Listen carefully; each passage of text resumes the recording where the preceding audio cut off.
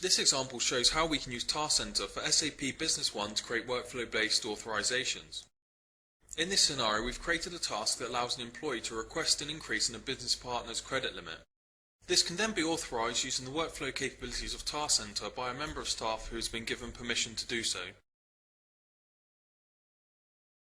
We're going to select one of our customers from the business partner master data and request a new credit limit via the user-defined field that we have created. This is because the credit limit field has been restricted to prevent any unauthorized changes. As we only want to authorize increases over £2,000, we've built a rule within the task to check the amount of the requested credit limit. In this case, we have a current credit limit of £2,000 and we're going to request an increase to £4,000. Once we update the business partner within SAP Business One, we can switch across to TaskCentre and see that the task has already been fired in the background, reacting to the new credit limit request. Now that the task has completed running, we can load the graphical task designer and show the tools that have been utilised to automate the first part of this process, creating the initial workflow. The event that triggered this task was the update of the business partner object. We have utilised the Business One specific event tool to monitor the database in real time for any new credit limit requests. We use the database query tool to get the relevant business partner information. After this step, we assign the credit limit request and use a decision tool to ensure that this is over £2,000. The next step creates a workflow job, a link to which is included in the alert that is formatted using the Formats HTML tool. This is finally sent using the Send Message tool. Now that we've shown the design of the task and briefly gone through the steps involved, we can switch across to our email application to view the results. We can see that TaskCentre has sent a formatted email containing relevant information and also a link to the workflow job that was created. Clicking on this link will load the web-based workflow via an internet browser that is created and maintained by TaskCentre. We can now see the workflow job on the screen. The form you can see can be completely customized to include your own logos and layout preferences, and also the information and inputs that are displayed. The form contains information related to the credit limit request, for example, the business partner name, balance, and the requested credit limit. You can see the requested credit limit is in an input box to allow us to change this if required before submitting the form. We can also choose to either accept or decline the request. In this case, we're happy with the £4,000, so we can simply click the Accept button to submit the workflow back to TaskCentre for SAP Business One to be processed. The workflow has been submitted, and we can see that TaskCentre has fired a task to react and process this submission. The second task that processes the workflow is completed, so we can again load the graphical task designer to show how it was created.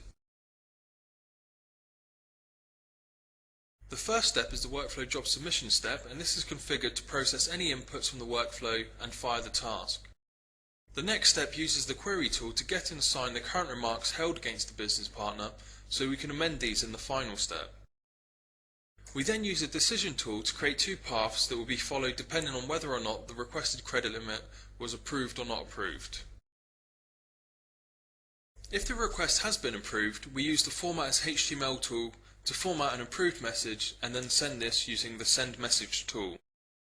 This is to keep the original member of staff that made the request informed.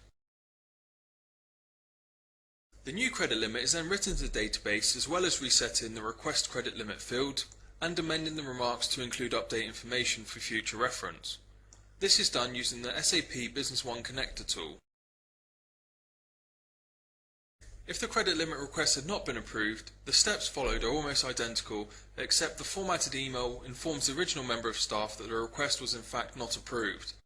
And we also simply update the remarks without changing the original credit limit.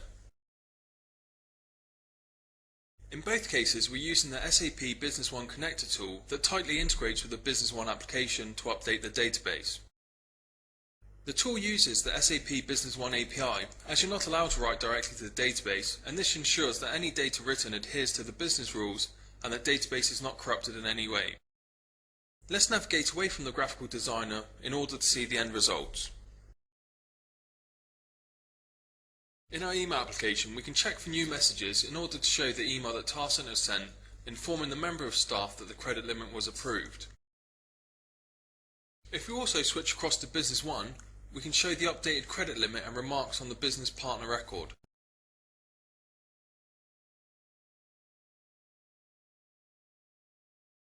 You can see that the credit limit has been changed from £2,000 to £4,000 and that the request credit limit user defined field has been reset to 0. Also, if we click on the Remarks tab, we can see that these have also been appended. This task illustrates how we can easily add functionality to SAP Business One that does not currently exist, expanding its capabilities using the TaskCentre workflow tools. Not only can we automate this process, but we can also regulate and control how users interact with the system.